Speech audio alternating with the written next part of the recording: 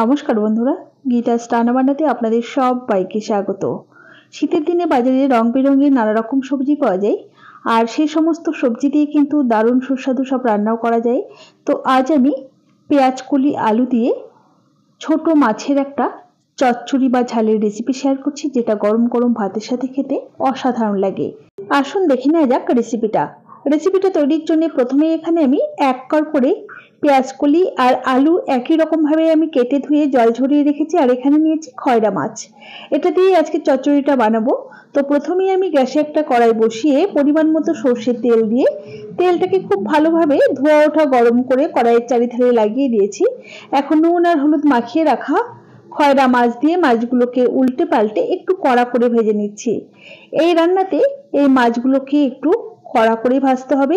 আমি খয়রা মাছ দিয়ে করছি, আপনারা চাইলে পুঁটি মাছ অথবা মৌরলা মাছ দিয়েও করতে পারেন, অথবা যে কোনো ছোট মাছ দিয়ে কিন্তু রেসিপিটা করা যাবে। সমস্ত মাছগুলোকে আমি বেশ কড়া করে ভেজে তুলে নিয়েছি।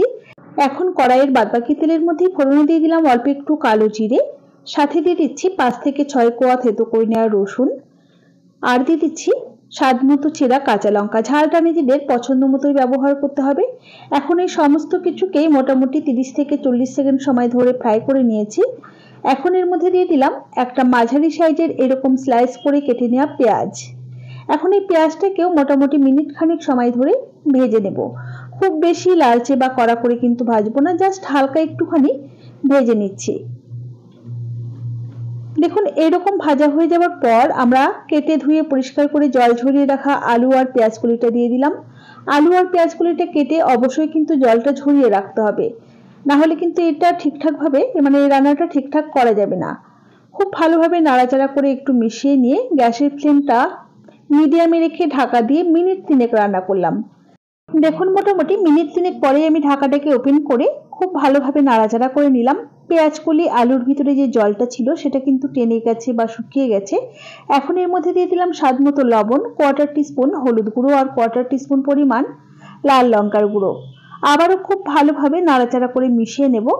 খুব ভালোভাবে সমস্ত কিছুকে মিশিয়ে নেওয়া হয়ে গেলে গ্যাসের ফ্লেমটা মিডিয়াম টু লোতে রেখে আবারও ঢাকা দিয়ে মোটামুটি 3 থেকে 4 মিনিট রান্না করে নেব, যাতে করে এই আলু আর পেঁয়াজ কলিটা নরম হয়ে যায় বা সুসেদ্ধ হয়ে যায়।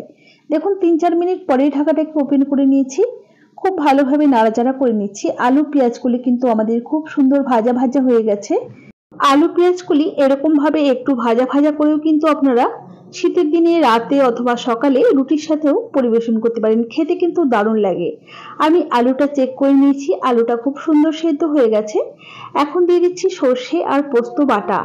এখানে আমি 1/2 চা চামচ পরিমাণ পোস্ত দানা আর 1/2 চা চামচ পরিমাণ কালো সর্ষে একই সাথে বেটে সেটাই দিয়েছি, সাথে 1/2 কাপের মতো জল দিয়ে দিলাম। এখন খুব ভালোভাবে নাড়াচাড়া করে মিশিয়ে নিচ্ছি। আপনারা চাইলে পোস্তর পরিবর্তে কিন্তু শুধুমাত্র সর্ষে দিয়েও রান্নাটা করতে পারেন। খুব ভালোভাবে মিশিয়ে নেবার পর আগে থেকে ভেজে রাখা মাছগুলো এর মধ্যে অ্যাড করে দিচ্ছি।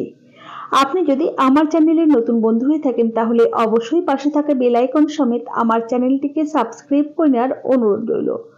দেখুন মাছগুলো দিয়েও খুব ভালোভাবে নাড়াচাড়া করে মিশিয়ে নিলাম, আর গ্যাসের ফ্লেম কিন্তু একদম লোতে করা রয়েছে। এখন লোতে রেখে ঢাকা দিয়ে মোটামুটি মিনিট 3 সময় ধরে রান্না করে নেব, যাতে সমস্ত কিছু খুব সুন্দর মজে যায়। 3 মিনিট পরেই আমি ঢাকাটাকে ওপেন করে নিয়েছি। একবার একটু নাড়াচাড়া করে নিচ্ছি। দেখুন সমস্ত কিছু কিন্তু খুব সুন্দর মজে গেছে। এখন আমি উপর থেকে অল্প পরিমাণে একটু ধনেপাতা কুচি ছড়িয়ে দিলাম, আর দিয়ে দিচ্ছি 2 চা চামচের মতো কাঁচা সর্ষের তেল। এখন গ্যাসের ফ্লেমটা বন্ধ করে কিছুক্ষণ ঢাকা দিয়ে স্ট্যান্ডিং টাইমে রেখে তারপর পরিবেশন করে দেব। দেখুন ঢাকাটাকে ওপেন করে একবার নাড়াচাড়া করে নিচ্ছি, আর দেখতে যতটা ভালো হয়েছে খেতে কিন্তু বন্ধুরা তার থেকেও অনেক অনেক বেশি ভালো হয়েছে। আমার এই রেসিপি আপনাদের কেমন লেগেছে অবশ্যই আমাকে কমেন্ট বক্সে কমেন্ট করে জানাতে ভুলবেন না যেন। ভালো লাগলে অবশ্যই একটি লাইক করবেন আর বন্ধুদের সাথে প্রচুর প্রচুর শেয়ার করবেন। তাহলে আজ এই পর্যন্তই। সকলে ভালো থাকবেন, সুস্থ থাকবেন। হাজির হয়ে যাব নতুন কোনো রেসিপি নিয়ে। ধন্যবাদ।